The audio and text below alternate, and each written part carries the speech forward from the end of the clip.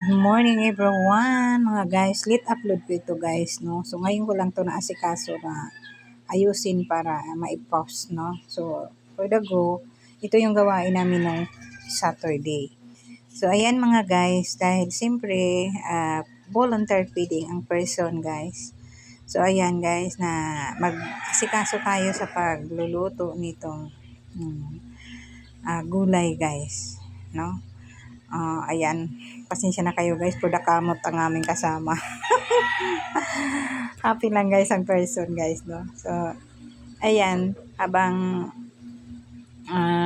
kami ay nagsasama-sama dito guys, sa kami magkakasama dito na magluluto. So enjoy kami sa aming aasikaso dito sa pagluluto ang sa umaga sa araw ng feeding, dahil dito kami nagkikita-kita, nagtutulungan para mas madali ang ating gawain pagluluto. Kasi guys, hindi lang isang luto ko ito, dalawang luto ko ito guys, no.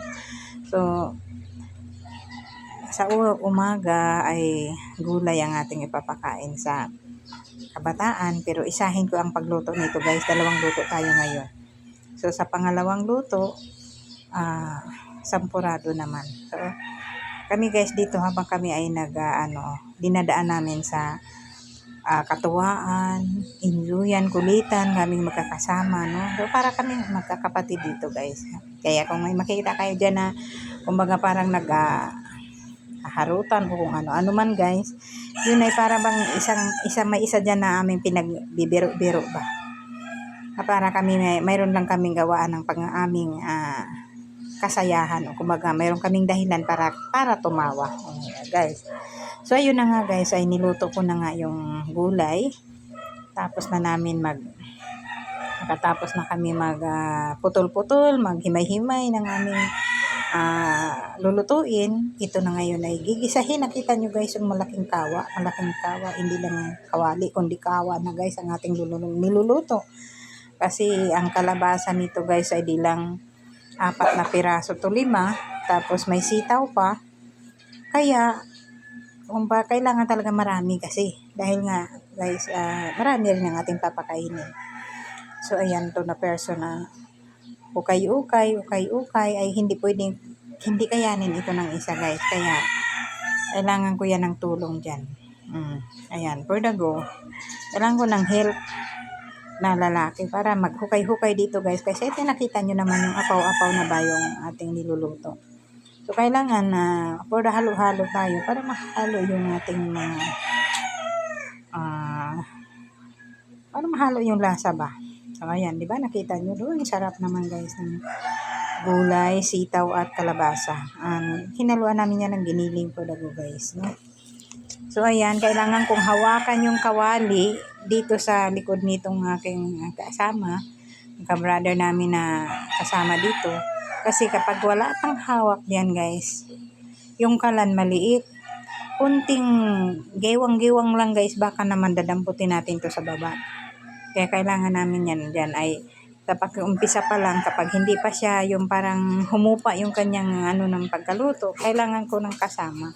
So ngayon ay ako na, kasi medyo bumaba na yung kanyang medyo lumambot na. Kaya madali na siyang hukayin. Ayan. Kita nyo si di ba? Ayan yung ating niluluto guys. Gulay. Para sa mga bata, mabitamina guys. Diba? Sige, okay lang ang person. Pero tapos na yung gulay guys. Talagang dinadalawa natin, no. Pagkatapos ng gulay guys ay nagsalang na rin ako agad dyan ng sampurado. Kita niyo yan? Ayan yung ang gawain ng yung sisi pagdating ng Saturday. Di ba? Parang pala yung aming sandok dito guys. So nakita niyo na mayroon din akong kaalalay, kasi baka nga naman maliit lang kasi yung kalan. Alam mo na, konting gaywang, buhos talaga yung aking niluluto. Kaya naman, mayroon akong katuwa. So, ayan, diba guys? Yan yung ating pinaguhugutan ng ating mga strength sa ating mga healthy katawan. Kasi for the exercise tayo ba? Dahil dito sa ganyan-ganyang gaway-gaway, hingi lang tayo kay Lord ng kalakasan palagi. Kasi, siyempre, mata edad na rin tayo na para mananakit-nakit ang ating mga katawan, mga kung ano-ano ba. So, yan guys, yung ating sampurado. So, habang niluluto ko itong sampurado guys, inaasikaso ko din yung isa. Yung isa kong niluluto, na ilalagay ko yun siya sa balde. Diba? Ilalagay ko yun siya sa balde para yun ay dadalhin na rin doon sa area ng pagpipidingan. Kaya nga, itong araw na to, itong oras na to, kailangan ayan.